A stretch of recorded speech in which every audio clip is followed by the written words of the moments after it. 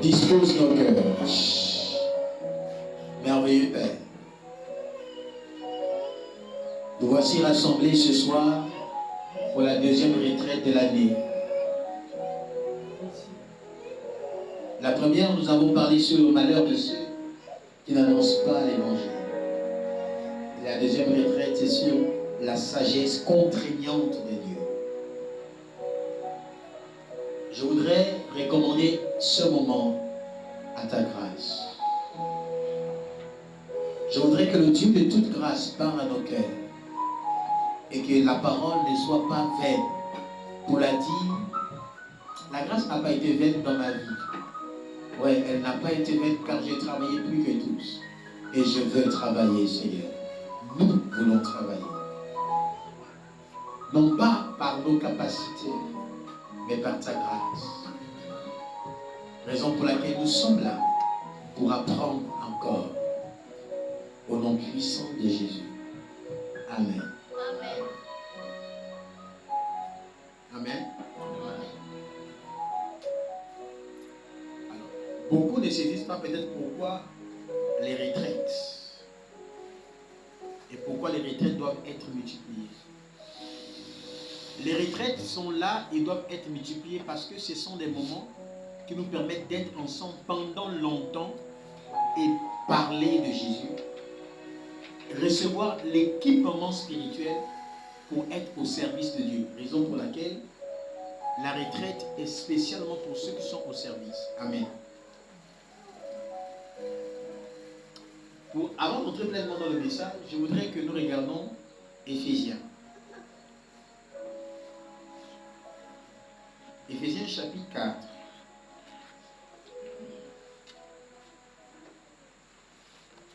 À partir du verset 11.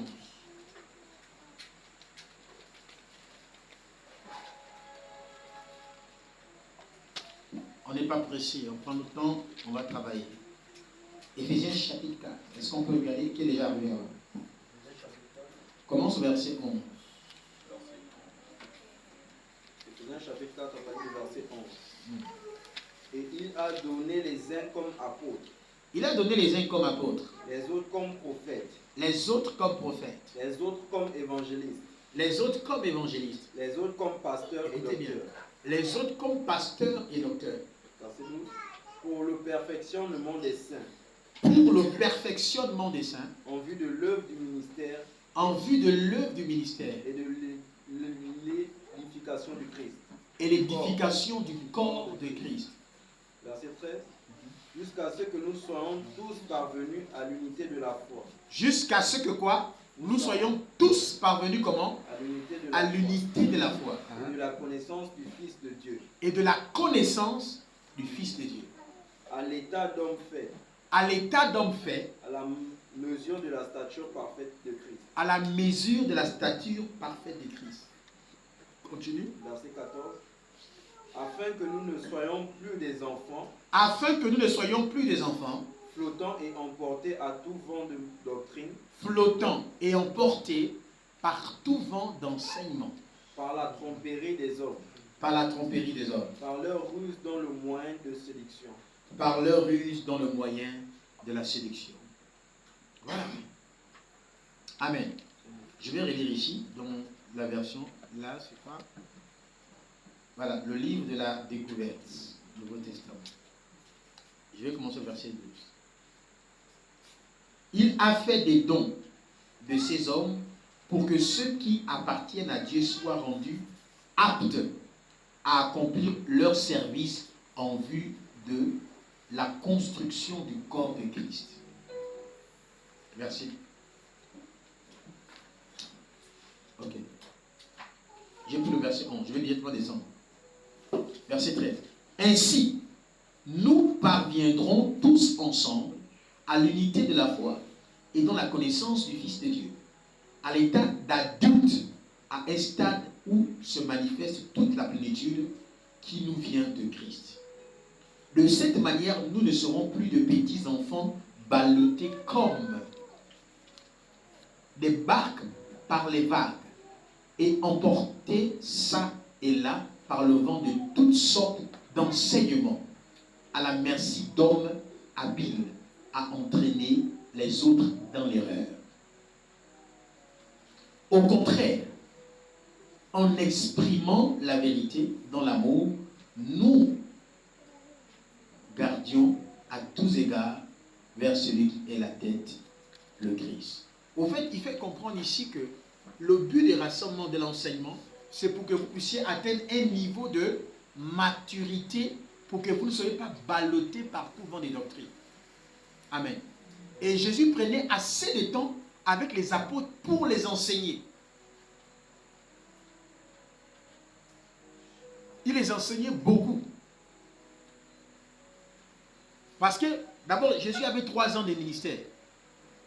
Et il passait plus de temps à les enseigner parce qu'il savait que le travail qu'il devait faire, c'était de parcourir le monde. Donc, il devait beaucoup les enseigner. Amen. 3 ans était peu. C'est pour dire que pendant toute notre vie, on doit toujours apprendre. On ne connaît jamais assez. Amen. Nous apprenons chaque jour, nous découvrons chaque jour. Même moi, j'apprends chaque jour. Je découvre chaque jour. Raison pour laquelle la Bible, Jésus a dit, faites de toutes les nations quoi? Les disciples. Les baptisants au nom du Père, du Fils et du Saint-Esprit dit, et enseignez-leur. Et enseignez-leur. Nous devons faire les disciples. Donc ce que je suis en train de faire par ces retraites, c'est de faire quoi? Les disciples. Qui soient capables de faire ce que le Seigneur recommande. Donc la nécessité des retraites, les retraites est une nécessité. Là d'où il n'y a pas le stress, on ne regarde pas l'heure, non. Bientôt midi, bientôt non, non, on prend notre temps. Amen. On enseigne la parole et on prie.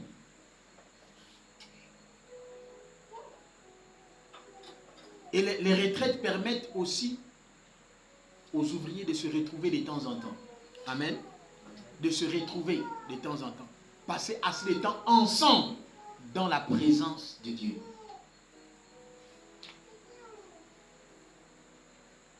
Il peut m'arriver que parfois, après l'enseignement, les questions peuvent être posées. Amen. Ça peut se faire. Par rapport à l'enseignement qui sera donné, on a le temps de poser des questions et de répondre. Mais les cultes de dimanche ou les cultes de semaine, on n'a pas le temps pour ça.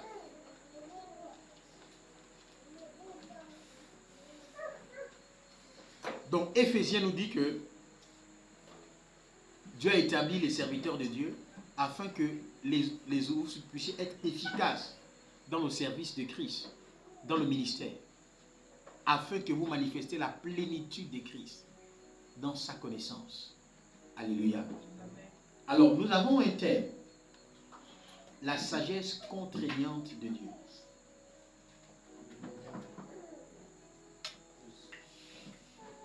La sagesse contraignante de Dieu est le thème de notre retraite.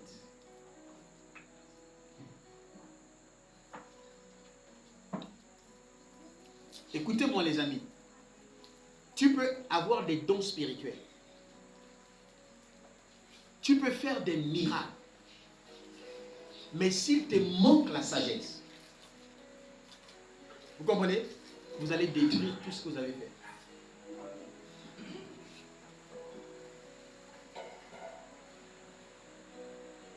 La sagesse vous permet de réaliser certaines choses. La sagesse vous donne les méthodes et les stratégies.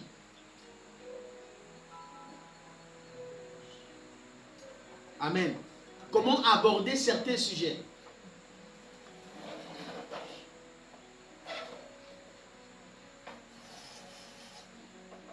Amen. La sagesse est très importante dans le ministère, dans la vie, dans la société. Même dans notre entourage, la sagesse est utile.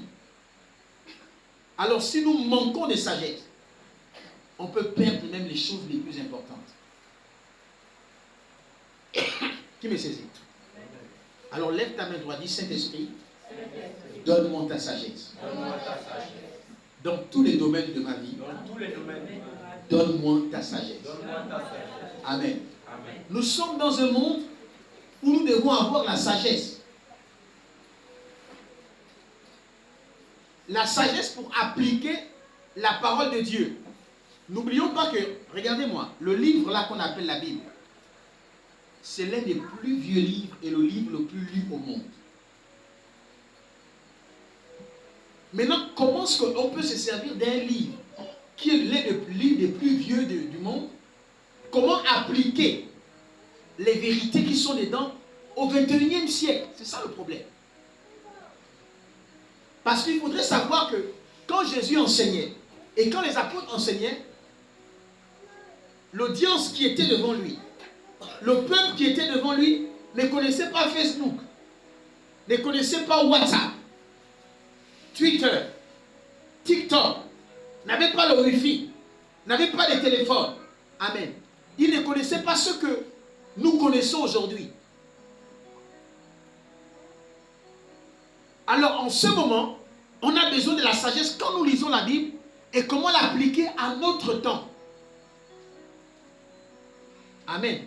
Sinon, on va aller à côté.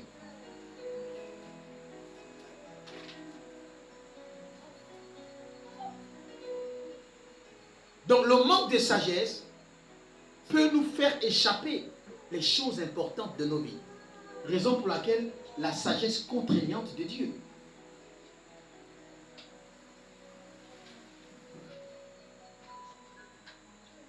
On peut donner quelqu'un 10 millions aujourd'hui. Et on donne une autre personne 10 millions, 1 million. Et celui qui reçoit les 10 millions peut être fou. Ouais. Dès qu'il a l'argent, la tête tord tout. Oh, 10 millions, alors, oh. Il commence à penser, je vais payer les habits, je vais voyager, ma garde-robe, j'ai vu les chaussures là, je vais aligner mes tignasses là. Donc, voici ce que celui qui a 10 millions commence à réfléchir. Amen. Et celui qui a 1 million, il se dit, la première question qu'il va se poser, comment faire pour que cet argent ne termine pas? Comment fructifier l'argent? Voici deux personnes qui ont l'argent. L'autre a une grande somme, l'autre a une petite somme. Amen.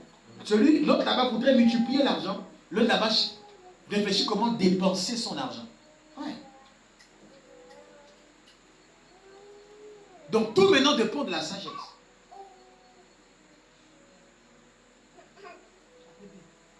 Alléluia. Donc si tu manques de sagesse, un jour un pasteur avait une brebis. La brebis est venue voir le pasteur. Pasteur, je souffre à la maison. Je n'ai rien. Le pasteur a posé la question, qu'est-ce que tu peux faire? Qu'est-ce que tu sais faire? Le pasteur a pris 10 000. Combien? Il a dit, voici les 10 000. C'est ce que tu vas faire les 10 000? Non. Quand tu arrives à la maison, tu te laves bien. Tu t'habilles propre. 1. Tu payes le pain.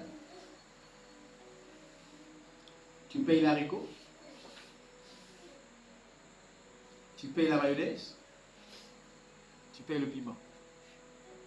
Et habille-toi toujours propre. Donne ton beau sourire.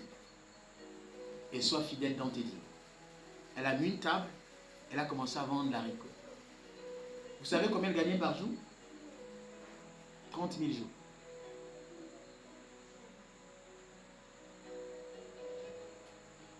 Avec combien? Avec 10 000. Je suis sûr que si on te donne 10 000, tu vas dire qu'on se moque de toi. Qu'est-ce que je vais faire avec 10 000? 10 000, c'est l'argent. Ouais. Tout dépend de la sagesse. Il y a des gens qui ont un salaire d'1 million qui ne font rien. Il y a des gens qui ont un salaire de 200 000 qui font quelque chose. Tu comprends ça? C'est une affaire de sagesse. Et elle a travaillé comme ça pendant des années. Elle a économisé. Un jour, elle a mis 300 000 à côté. Elle a mis 3 millions à côté. Je crois que j'ai raconté l'histoire d'une fois ici. Sa soeur est allée à Dubaï. Elle a dit à sa soeur, paye-moi un salon. J'ai 3 millions. la sœur a payé le salon. Non, le salon, elle avait 300 000. Elle a donné, la sœur va payer un somme de combien? De 300 000. Et quand c'est arrivé à la douane, le directeur de la douane apprécie le salon. Il a dit, mais c'est pour moi? Non, c'est pas pour moi. J'ai d'abord demandé à ma soeur. Et la soeur appelle sa soeur en disant, non, le directeur de la douane a apprécié ton salon. Il veut acheter ça. Ils ont vendu ça à 3 millions. Waouh. Et elle a dit, wow. Elle a eu ces 3 millions. Elle a encore continué à activer, partie payer d'autres choses à Dubaï. Elle est devenue comment? Millionnaire. Avec combien? Avec 10 000. Il y a des personnes qui ne peuvent pas être millionnaires avec 10 000.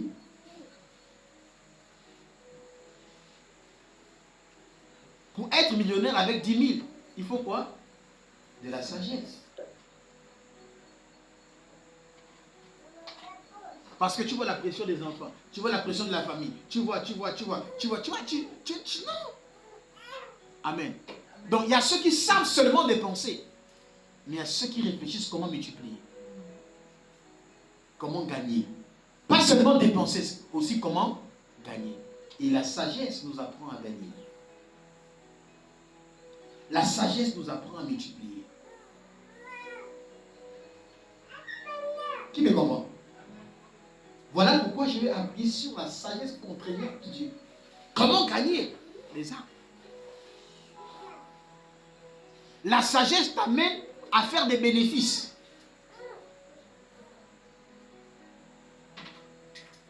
Au quartier où j'ai grandi, nous avions souvent des locataires.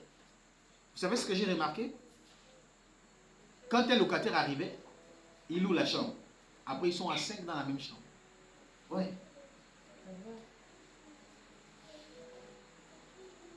Alors, pour l'esprit du Gabonais, quoi? Ça c'est même quoi? Ça c'est la vie, ça c'est la vie, ça.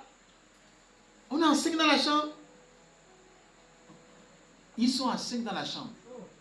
Et pour manger, chacun coûte 500. Parfois, ils mangent de la journée avec 500. Vous comprenez? Ouais. Revoyez ces mêmes personnes à 6 mois. Revoyez ces personnes dans 1 an. Et je ne vais jamais oublier. On avait un locataire, il s'appelait Ouché. Ouais. Ouché vivait dans notre maison. Il louait la chambre avec certains de ses amis. Et Ouché faisait boy chauffeur. Il faisait quoi? Boy chauffeur. Tous les matins. Il mangeait avec 300 000 ou 500. Au marché, là-bas tu peux avoir les plats de 300, 200. Oui, il mangeait. Sans complexe. C'est la sagesse qui commence. Donc il pouvait se moquer, un bon Gabonais peut se moquer. Ça c'est quel moment? Ça c'est et après, 6 mois après, il a économisé. Il faisait des petites tontines là du marché. Il a payé son petit taxi, des courts taxis. Qui faisait 5, le 5, venez voir. 5, venez voir. Il se retrouve avec 1 taxi, 2 taxis, 3 taxis, ouais, 4 taxis. Donc là maintenant, il embauchait maintenant les gens pour ces taxis, il était assis. Est-ce que vous savez ce que ça rapportait? Ça rapportait par mois. La sagesse vous montre comment gagner. Et quand on parle de la sagesse, tout le monde n'est pas ça. Il y a des gens qui sont fous. Et que quand tu vas appliquer la sagesse, ils vont dire que tu es fou. Amen. Oui. Aujourd'hui, il est assis. Il est millionnaire. Et vous savez ce qui est étrange? Ce qui m'a dépassé, c'est que il loue toujours la même chambre. Ouais. Il fait quoi? Il loue toujours la même chambre. Il a au moins 3, 4 taxis. Et là, maintenant, il est seul là-bas.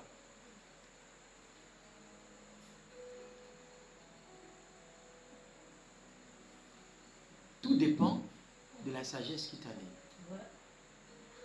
la sagesse contraignante de Dieu. Alléluia. On doit gagner les âmes. On veut que l'œuvre croît. Mais pour que la y ait croissance, il faut quoi? La sagesse de Dieu. Pour la multiplication, pour la croissance.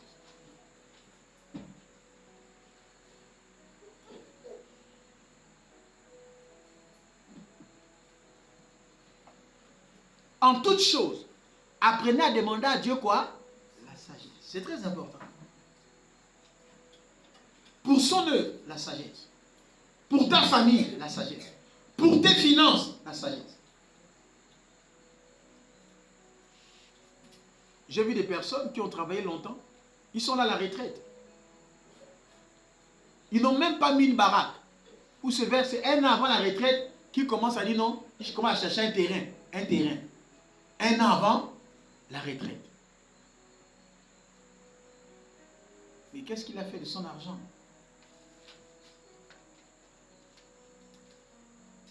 Alléluia. Si quelqu'un est sage, quand il a un salaire, la première chose qui doit animer son esprit, comment faire pour ne pas dépendre du salaire? Parce que je suis fonctionnaire. Si je gagne 10 000, comment faire pour multiplier les 10 000 que j'ai?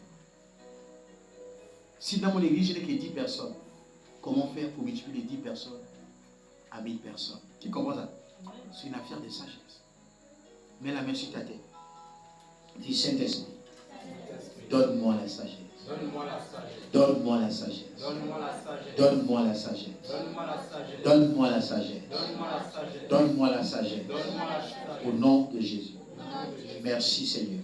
Merci. Parce que le Christ est ma sagesse. Parce que le Christ est ma sagesse. Ouais.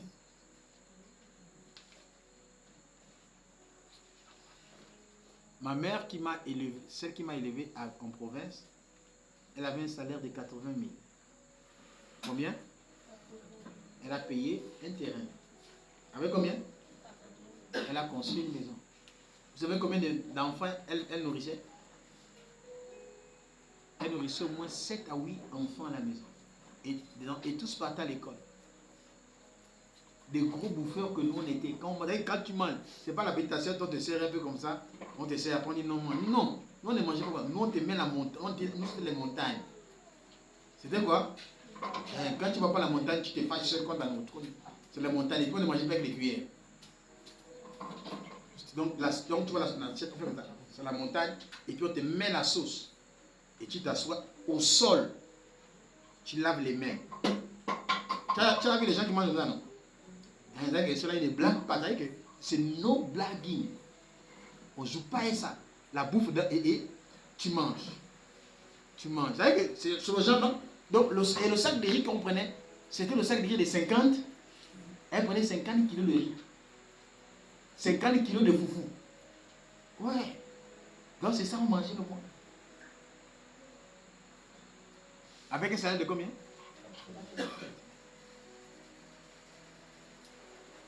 La sagesse.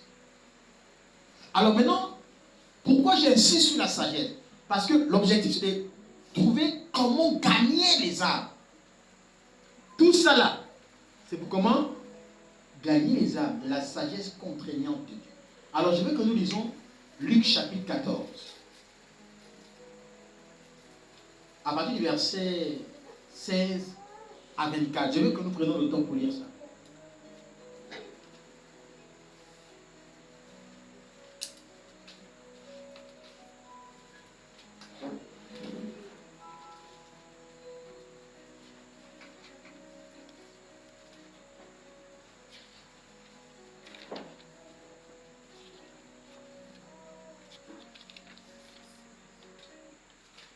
Luc 14 à partir du verset 16.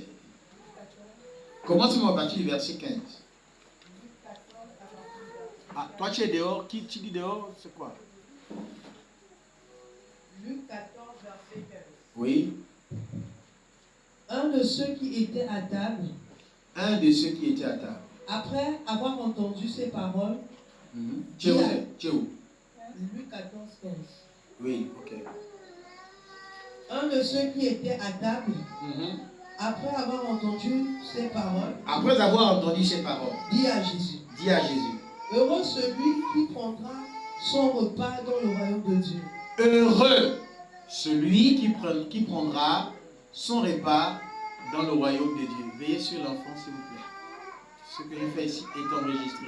Donc quand il y a les sons, c'est enregistré aussi ici. Continue. Verset 16. Et Jésus lui répondit. Jésus répondit. Un homme donna un grand souper.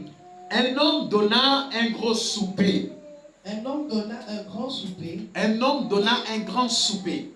Et il invita beaucoup de gens. Et il a donné les invitations à beaucoup de gens. À l'heure du souper, il envoya son serviteur dire aux conviés. Il envoya son serviteur dire aux conviés. Venez. Car tout est déjà prêt. Tout est déjà prêt. Mais tous, unanimement, se mirent à s'excuser.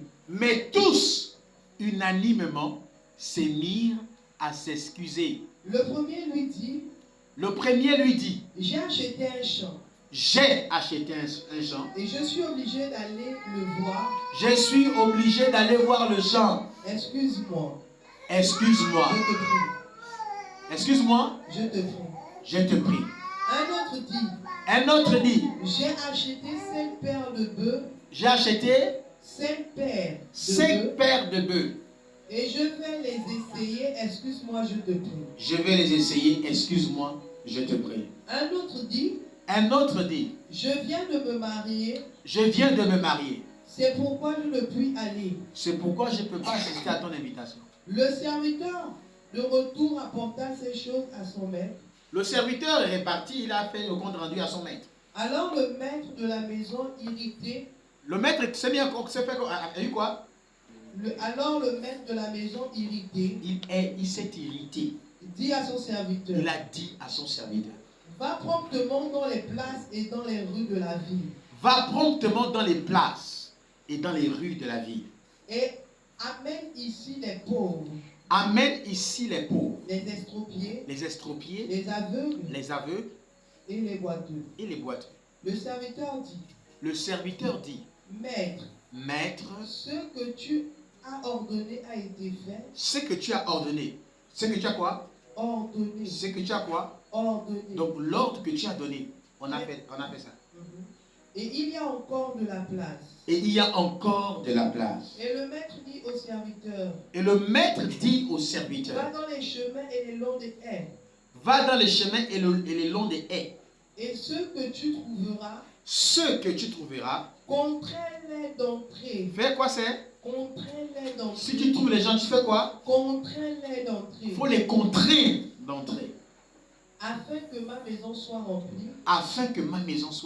Car je vous le dis. Aucun de ces hommes qui avaient été invités ne goûtera à mon souper. Aucun de ces hommes qui a été invité ne goûtera à mon souper. Wow. Je veux qu'on lise maintenant Matthieu chapitre 18, verset 3 et le chapitre 19, verset 14.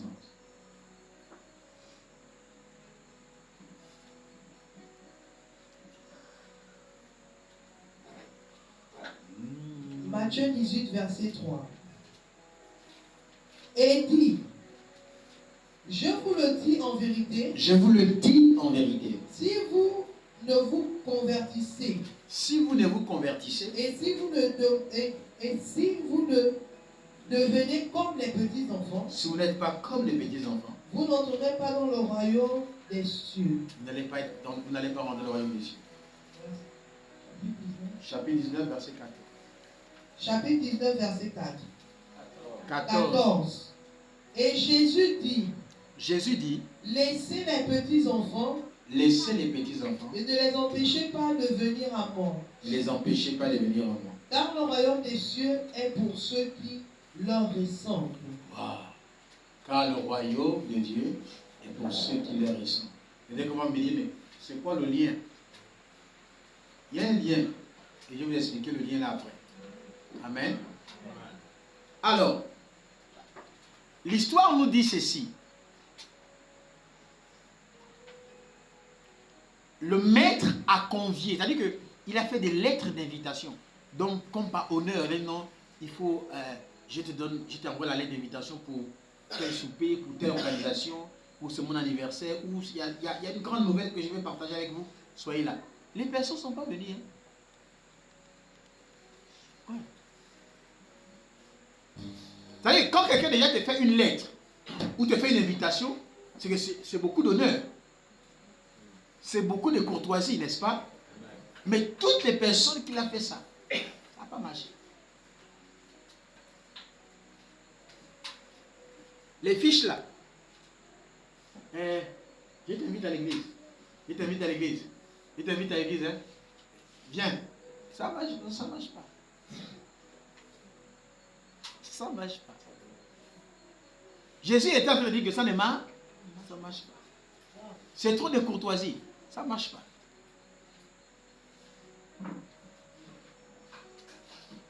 Il avait tout préparé. Il s'est organisé. Il a fait des invitations. Ça ne marche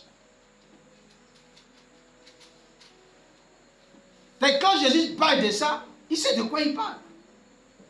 Combien de personnes on a donné les fiches qui ne sont jamais arrivées? Combien de personnes te disent, je t'invite à l'église, oh. Tu viens un peu dimanche toi aussi. Yako, je t'invite jamais. Il va te dire, ok, j'ai compris, je passerai, oui, oh. Demain, quand tu appelles le téléphone, sonne, ça sonne, ça sonne, ça sonne, ça sonne. Après, tu écoutes une dame qui te répond. Ce correspondant ne peut être joint. Veuillez rappeler ultérieurement. La dame, c'est-à-dire qu'elle te répond directement. La personne qui devait te répondre ne te répond plus. Et quand la personne voit que tu insistes, la personne arrête le téléphone. Ce correspondant ne peut être joint. Ça me rappelle une dame qui disait, mais j'ai appelé mon mari, c'est une femme qui a répondu. La dame m'a dit carrément que ce correspondant ne peut être joint. Cette dame, c'est qui va me dire pourquoi c'est une femme qui répond à son téléphone. Amen. Ouais. Une dame a répondu à son téléphone de son mari. Amen. Donc vous voyez que les invitations ne marchent pas toujours. On veut avoir la sagesse de Dieu qui remplit. Il a dit, il faut faire ça parce qu'il faudrait que la maison soit remplie. La première méthode, c'était laquelle? À l'ancienne, on fait les invitations. Mais beaucoup ne viennent pas. Tu te bien organisé. Les gens ne viendront pas. Tu as compris ça, pasteur Blanc? Les gens ne viendront pas. Les invitations de courtoisie, là, ça ne marche plus. Jésus voyait plus loin. Mon frère, tu pries apparemment, je t'invite. Je t'invite demain. Ok, d'accord, je verrai. Ok. Je t'ai invité. Oh, mais je t'avais invité, oui, bon, c'est vrai. J'ai pas eu de taxi. Ma femme était malade. L'enfant avait le palu. Il y aura toujours des raisons. Donc, les gens, quand on donne les invitations, et ils répondent par la non-présence. Donc, ils donnent des raisons qui semblent être... Voilà. L'autre dit, je viens de me marier. L'autre dit, je viens de payer un champ. Donc, je viens de payer une paire de bœufs, donc je dois vérifier si c'est... Mais pourquoi c'est à l'heure où on t'a invité? Pourquoi c'est le jour où on t'a invité que tu décides de faire ça? Les gens trouveront toujours des raisons pour ne pas venir. Les gens trouveront toujours quoi? Des raisons pour ne pas venir. Retiens ça. Dis à ton voisin, les gens trouveront toujours des raisons pour ne pas venir à l'église. Les gens que vous allez inviter vont toujours trouver des raisons pour ne pas venir.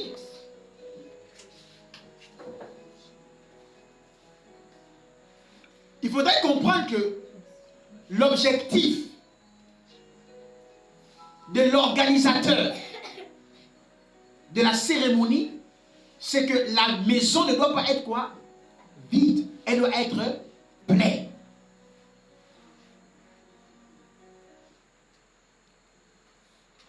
L'objectif d'un pasteur, si tu es pasteur, tu gères une église, tu gères une cellule, ton objectif, c'est que la salle ne doit pas être vide. Non, j'ai fait les flyers, j'ai mis la belle image, le gros visage de papa dessus, J'ai mis mon visage à côté. Après, j'ai mis tant de grâce, tant de miracles.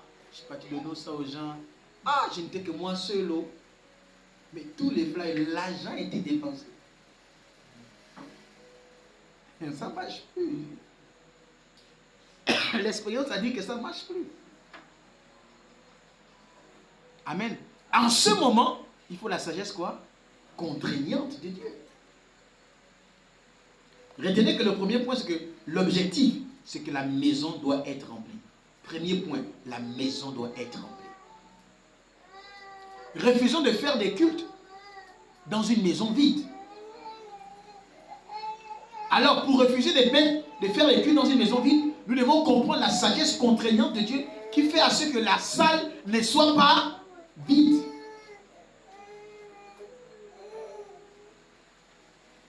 Amen. Que la salle ne soit pas vide. Le jour où le pasteur Magali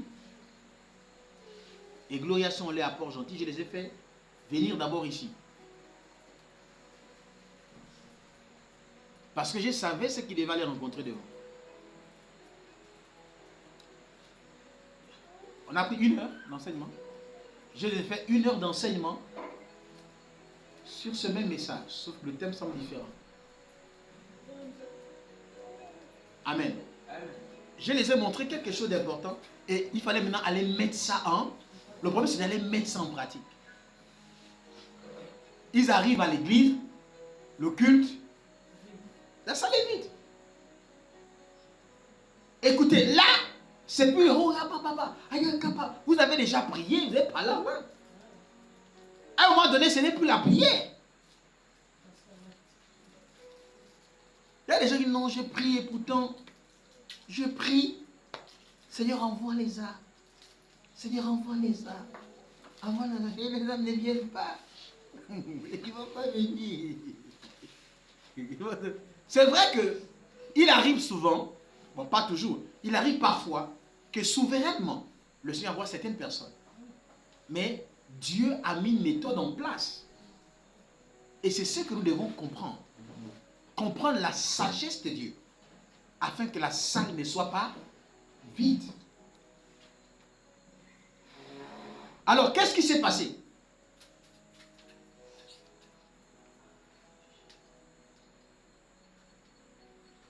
Il a dit, allez-y dans les rues. Allez-y dans les rues. Les gens que vous allez trouver là. Il dit, il faut les contraindre.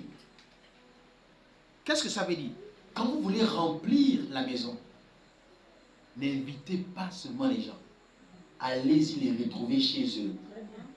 Dans leur lieu de confort. Allez-y les chercher. Demain nous avons que je viens te chercher. Ne dis pas non, je t'invite. Non! Laissez pas, je t'invite. Va chercher la personne. Si la personne n'a pas le taxi, paye son taxi. Oh, je n'ai pas l'argent. Tu n'as pas l'argent de taxi. C'est vrai ça? Dis ok, j'arrive. Je vais te chercher. Il n'était pas un taxi. Prends tes responsabilités. Parce que tu ne veux pas que la maison soit vide. Et la sagesse contraignante, c'est ce qu'on appelle anakazo. Anakazo. La puissance, la force contraignante, on te contraint. Et souvenez-vous que quand Jésus a sauvé Paul, il l'a contraint. Qui se souvient de ça? Il n'a pas dit, mon fils, crois en moi. Mon fils. Jamais. Vous savez connaître l'histoire de Paul, il a eu une vision sur le chemin de Damas. Il a vu Jésus et Jésus a dit quoi? Il dit, gars, tu ne pourras pas redjember contre des idiots. Que tu veux, que tu veux pas. Le petit, et tu vas me suivre. Aïe! Et il ajoute, il dit, je vais te montrer même comment tu vas souffrir. Combien de fois tu vas souffrir pour moi? Et Paul dit, je n'ai pas pu résister à la vision céleste. Donc Dieu nous sauve par force. Oui. Il nous sauve par force. Parce qu'il sait que l'homme est têtu. Donc, il surpasse notre volonté. Voilà pourquoi le salut est souverain. La grâce est souveraine. Beaucoup de gens qui sont des chrétiens n'ont jamais voulu être chrétiens. Ils pensaient, ils se les chrétiens, les affaires des églises là. Mais quelque chose l'a contraint. Aujourd'hui, les chrétiens, d'autres sont devenus des pasteurs. Amen. Que fait la sagesse contraignante? La sagesse contraignante rejette les excuses des âmes qui n'aiment pas l'église. C'est le deuxième point. La sagesse contraignante fait quoi? Rejette les excuses des âmes qui n'aiment pas l'église. C'est-à-dire que n'acceptez pas les raisons, les raisons que les gens donnent. Rejetez ça. Oh non, pasteur, je voulais venir, mais bon, je n'ai pas le taxi, donc c'est pas sûr que je serai là. Maman, papa, si tu as 2000, envoie. Si tu es véhiculé, dis je viens te chercher. Si tu as quelqu'un de confiance, dis-toi, va prendre la personne.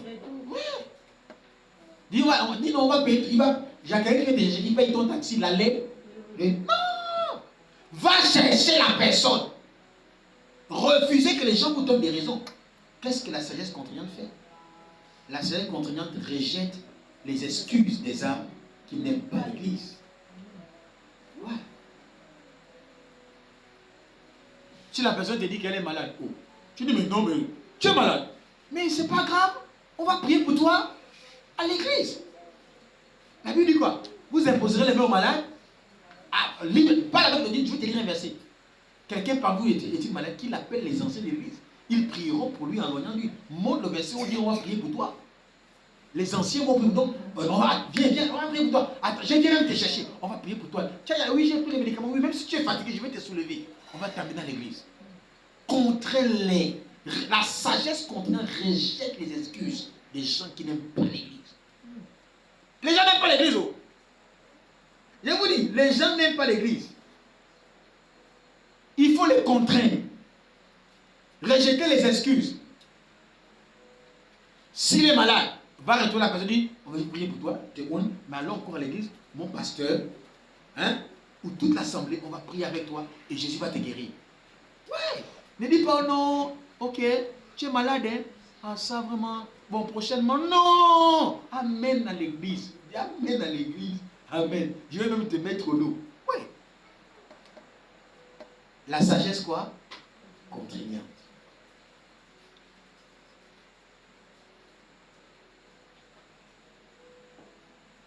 Qu'est-ce que la sagesse contraignante fait encore? La sagesse, troisième point, la sagesse contraignante enlève en nous la honte d'être insulté par les non-croyants. Il y a des gens qui ne prêchent, qui ne peuvent plus prêcher parce qu'ils ont honte. Oh non, oh, une fois là, je suis allé prêcher, on m'a insulté, oh, on m'a même versé l'eau. Non, là, je suis en train de réfléchir, même encore, quand il va prêcher, moi je suis seulement au téléphone. J'ai dit à quelqu'un, tu viens pas à l'église? Il y a des gens qui font les invitations par téléphone. Ce n'est pas de ça dont il s'agit. Oh, j'ai invité quelqu'un, j'ai écrit au téléphone, tu viens pas à l'église. Ça c'est quoi? On est allé les chercher. Sur le téléphone, tu vas les chercher. Va chercher l'âme. Va chercher. Écoutez ce que Jésus a montré comme exemple. Jésus a dit comment se comporte le bon berger. Il a dit, le bon berger laisse les 99 brebis pour aller retrouver. C'est pas ça? Il laisse et il va chercher celle-là qui s'est égarée. Il va la récupérer. Il dit, et il la met sur Ayakataraba. Il met où c'est? Il apporte. Il porte la brebis. Écoutez-moi bien. Les brebis, quand elles sont perdues, elles ne reviennent jamais d'elles-mêmes.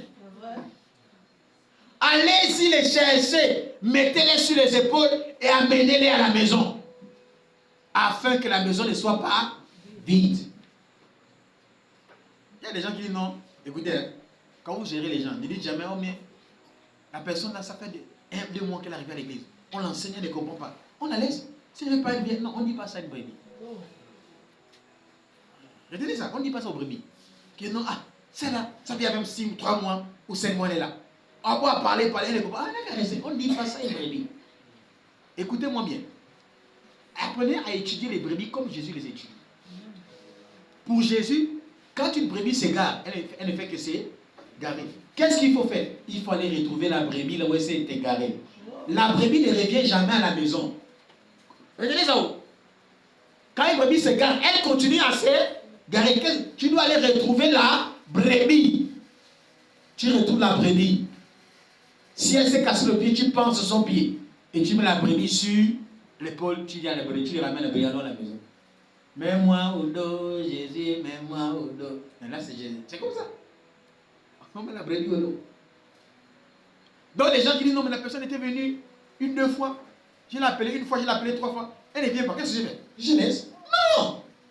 Non! Tu n'as qu'à appeler. Tu as seulement appelé. Tu n'es pas allé chercher la brebis. Allez-y chercher la brebis. Quand elle se gare, va toujours chercher. Quand elle se gare, va toujours chercher. Jusqu'à ce qu'elle finisse par comprendre que c'est ici, là, sa maison. Oui. Un jour, Dieu a dit à Israël, au prophète Osée, c'était Michée ou Osée? Michée, Osée, je crois. Il a dit non, prends une fille prostituée, il faut l'épouser. C'est pas ça? Oui. Il dit, prends la fille prostituée, épouse-la. Le gars, il épouse la fille. Il met la fille à la maison. Le gars, il va au boulot, il vient au soir, elle n'est pas là. Il cherche, mais elle est où? Dieu dit, tu vas chez le gars qui est là-bas, va cogner à la porte, là-bas, mais elle est prostituée. Est-ce que vous comprenez? Jésus a dit, va faire sortir de là-bas. Donc, ne dis pas, n'envoie pas les gens, va toi-même. Il va prendre, il l'amène à la maison. Il dit, Dieu, c'est quelle femme que tu me donnes? Vous savez ce que Dieu a dit? Dieu a dit, c'est comme ça qu'Israël est. Elle s'égare toujours. Elle va dans des prostitutions, dans l'idolâtrie. Mais moi, je vais récupérer Israël dans ses foutaises. Et je l'amène toujours à la maison. Wow. Donc, non, si la brebis là. Non. Les brebis sont précieuses pour Dieu. Amen. Mais quand on parle des brebis, c'est que la brebis est encore enfant. Vous comprenez? Les enfants s'égarent. Ne dis pas un enfant, quitte là, mais toi là, je vais t'éteindre. L'enfant ira à la route. Je vous dis, l'enfant ira à la route. Elle peut s'asseoir même à la route. L'enfant peut s'asseoir à la route. L'enfant assis à la route et commence à voir la boue. L'enfant touche la boue, met au visage. L'enfant à la route. Tu vas dire, mais l'enfant là, c'est manque. Non, c'est l'enfant. C'est la brebis. Qu'est-ce que tu fais? Tu enlèves l'enfant de la route. Tu vas laver, nettoyer l'enfant. Amen. Et à chaque fois que tu vas ramener l'enfant, l'enfant finira par comprendre que chez moi, ce n'est pas la route là-bas. Chez moi, c'est à la maison. Qui commence ça? Retenez ceci. Les brebis s'égarent toujours. Et c'est le rôle du berger d'aller récupérer la brebis là d'où elle est égarée. Voilà pourquoi je ne veux pas me fatiguer de dire les meilleurs évangélistes, ce sont les témoins de Jéhovah. Et ils trouvent les brebis partout. Mais, et puis, ces gens-là, ils sont forts. C'est-à-dire que la personne n'est même pas intimidée par ta maison, par ta voiture. La personne vient devant ta grande maison, grosse barrière. Ils sont deux. Ils sont kingling, avec les brochures à la main comme ça. Les brochures à la main. Bonjour, nous sommes les témoins de Jéhovah. Nous venons vous annoncer le message de Jéhovah. Connaissez-vous? Il commence à parler. Connaissez-vous Jéhovah? Ou bien, est-ce que vous connaissez le nom de Dieu? Tu n'aimes même pas. Il commence à t'évangéliser là. Maintenant, tu ne connais pas. Ah, donc tu as besoin de connaître le nom de Dieu. Dieu, c'est pas le nom de Dieu. Dieu a son nom. Toi, tu as ton nom, non? Tu t'appelles comment? Oh, je m'appelle Ipembousou. Ah, Ipembousou, c'est ton nom. Non. On ne t'appelle pas personne, on t'appelle Ipembousou, n'est-ce pas? Alors, donc, Dieu, quand on dit Dieu, c'est pas le nom de quelqu'un. Il y a beaucoup de dieux. Donc, Dieu a un nom. Alors, Dieu s'appelle comment? Jéhovah. Tu savais ça, non? Il va te montrer. On peut rentrer pour s'asseoir. Hey. Mais beaucoup là, tu ne peux pas. Qui me saisit? Donc la sagesse contraignante enlève en nous la honte d'être insultés par les non-croyants. Beaucoup de personnes n'ont pas le courage de prêcher parce qu'ils ont honte d'être insultés. C'est-à-dire que, oh, qu'est-ce qu'on va penser de moi? Qu'est-ce que... Non. lorsque la sagesse contraignante de Dieu est en nous, ça enlève la honte. Souvenez-vous que l'apôtre Paul a dit, je n'ai point honte de l'évangile. Parce que c'est la puissance de Dieu pour le salut. Mets la main sur ta tête. Répète avec moi. Père, à cause de la sagesse contraignante, que la honte me quitte. La honte d'être insulté par les non-croyants quitte mes pensées. Au nom de Jésus-Christ. À partir de maintenant, je suis armé de courage pour parler de Jésus. Alléluia. Ouais, il y a des gens qui ont la honte.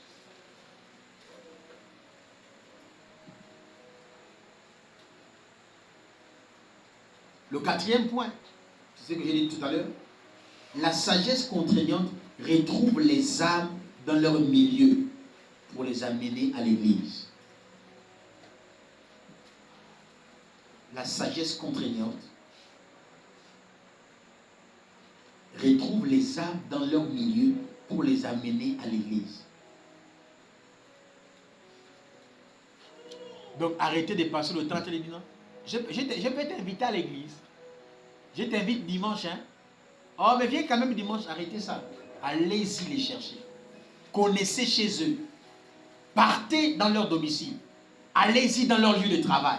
Allez-y dans leurs écoles. Prenez-les et amenez-les à l'église. Il y a des gens, même tu envoies le taxi, ils mangent ton argent, ils ne viennent pas. Oh. Ouais.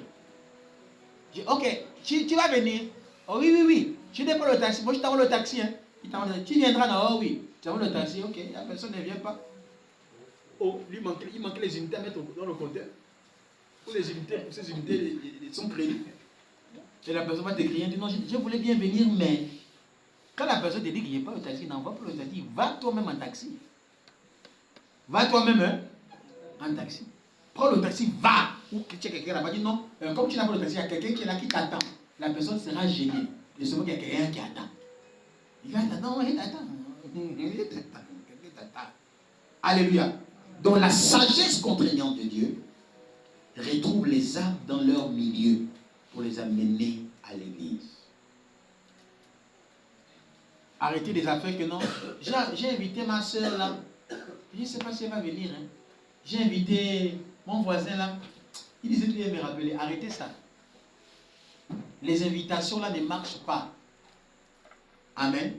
Arrêtez. Allez-y les trouver. Faites un dit bon, demain je viens te chercher, on va à l'église. Amen. Va. Le matin, va, tu attends, tu es devant sa porte. Combien je suis là?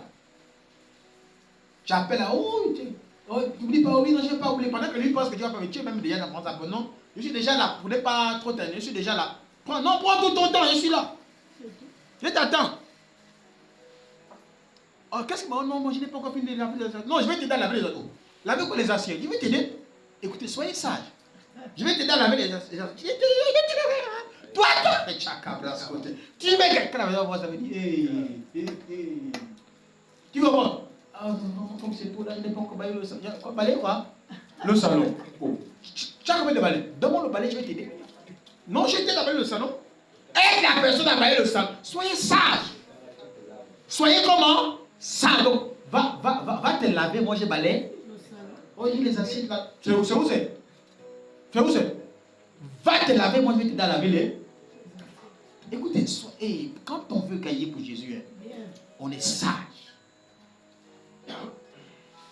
Qui va refuser de venir à l'église lorsque tu balayes son salon? Qui va refuser de venir à l'église lorsque tu l'aides à laver les assiettes?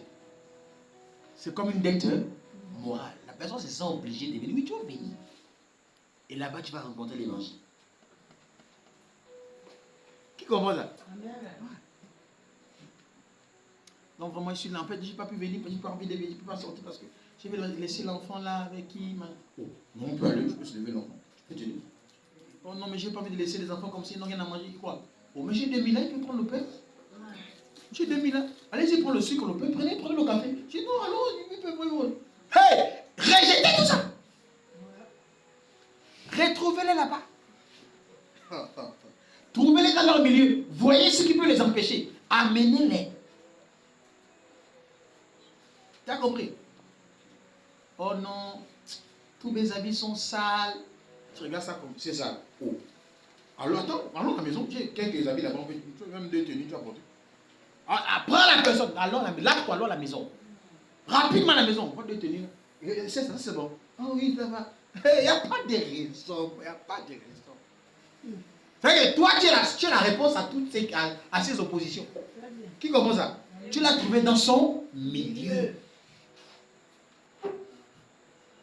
Oh non, tu vois ma chaussure là, tu ne peux pas la. Oh. Tu portes le combien? On a le même pied. On a le même pied. Oh non, ma ballerine. Votre ballerine, c'est combien? C'est pas 2000, 3000. Oh. Alors, on va pas là. Je connais une femme là, c'est une Béninoise là. Elle m'a les belles ballerines. J'ai 3000 ans, je te paye la ballerine. Elle te paye. Oh non, je te paye ça. Oh, je te paye ça. Écoutez, retrouvez-les dans leur milieu. Je ne sais pas ce qu'est madame. Retrouvez-les dans leur milieu. Jésus doit être glorifié. Refusez que la salle soit vide. Elle doit toujours être pleine. Et tous ceux qui sont au service doivent comprendre ça. Oui, parce que quand vous vous réveillez et dites, Seigneur, oh, cette année on fait beaucoup d'âmes. Oh, non. À prier, c'est bon. Mais après avoir prié, retrouvez-les. Allez-y dans les maisons. Vois les gens, cible les gens. Cible-les. Oh non, depuis là, mon cœur est noir. Je ne comprends pas pourquoi l'enfant là, je ne sais pas. Depuis là, je n'arrive pas à trouver la place. Oh, j'ai des relations. Donc, il s'appelle comment? L'enfant s'appelle comment? Oh, devant, tu connais. Alors, moi, dis-moi, est-ce qu'il y a encore une place à tel endroit? Tu as créé quelque chose. Non, ok. Peut-être la semaine prochaine, on ira voir mon frère là. Il travaille, il est à telle école. Pour l'enfant, non, c'est pas un problème. Donc, ne te soucie pas pour ça. Lave-toi. Allons à l'église. Enlevez un fardeau à quelqu'un. Écoutez-moi bien. Retrouvez-les dans leur milieu. Rejetez leurs excuses. L'objectif, c'est que la maison ne doit pas être vide, que doit voir les gens. Qui comprend ce que j'ai dit? Amen. Oh my God. Qu'est-ce que la sagesse contraignante peut faire encore? La sagesse contraignante organise aussi les fêtes pour attirer les gens. Les gens aiment les fêtes. Qui c'est ça? Il y a des gens qui aiment manger. Maman, il y a des gens qui aiment seulement. Il y a des gens, ils aiment. Là où il y a les retraits, les deux, ils sont là. Là où il y a la mort, la personne est tuée là. Parce qu'ils savent qu'ils prennent le café, on partage le pain. Là où les retraits des deux, ils sont là, il y a de la nourriture. Là où il y a une fête, la personne est là. Ouais. Il y a des gens qui vivent que comme ça. Dans les fêtes, là-bas il va manger, il peut les emporter, les triporter. Ouais. Il y a des gens qui font ça pendant les fêtes. Mais ici, l'objectif, regarde, c'est que le monsieur, il a organisé quoi? C'était une fête. C'est pas ça qu'il a fait. Il a organisé une fête. Il dit, les gens qui l'ont invité, il dit non, il y a des gens qui sont, allez les chercher. Allez, on dit à la personne, on a la fête. Oui, je vais dire, il y a la nourriture à vous. Si tu veux venir avec le sachet, bon, allons. Et quand les gens arrivent, pendant qu'ils pensent que c'est seulement la fête, vous les bombardez l'évangile. Vous les bombardez l'évangile. Vous les bombardez. Vous prenez leur nom, leur numéro, leur quartier. Après, quand vous avez pris quand les gens viennent à l'église, prenez leur nom. Prenez leur numéro et le quartier où ils sont. Écoutez-moi bien, le bon berger s'organise à aller visiter les brebis. Comprenez? Et trouve un temps. Trouve un temps. C'est quoi ton programme demain? Oh, demain, je suis là, je l'ai fait. Ok, je viens te voir demain. Va voir la maison. Va. Prends même 2 temps. Va voir les personnes. Tu arrives chez eux, tu pries, tu rends grâce à Dieu. Voilà. Tu pries pour la maison, pour petit pour la famille. Oh, vraiment. Ah, ça. Ouais. Ça marque. Vous comprenez, non? Il y a des gens qui vont venir à l'église parce que vous les visitez. Ils savent que non, s'ils ne viennent pas, tu vas venir à la maison. Il est obligé de venir à l'église. Sinon, il va voir ton visage après le culte. Tu vas venir. Exhortation. Pour que tu n'ailles plus exhorter, il va venir à l'église maintenant. Alléluia. Qui comprend ce que j'ai dit? Oh my God. Donc la sagesse contraignante, c'est organiser les fêtes. Organiser les fêtes, pas juste pour l'ambiance, mais pour attirer des personnes. Et quand on organise les fêtes, ce n'est pas vous les chrétiens qui mangez d'abord, non, vous êtes là, non. Non, ce n'est pas pour vous. Les fêtes qu'on organise à l'église, c'est pour attirer les gens. La priorité, ce sont les invités. Laissez-les manger à leur fête. Et vous qui êtes là, même si vous ne mangez pas, mais eux, ils doivent manger.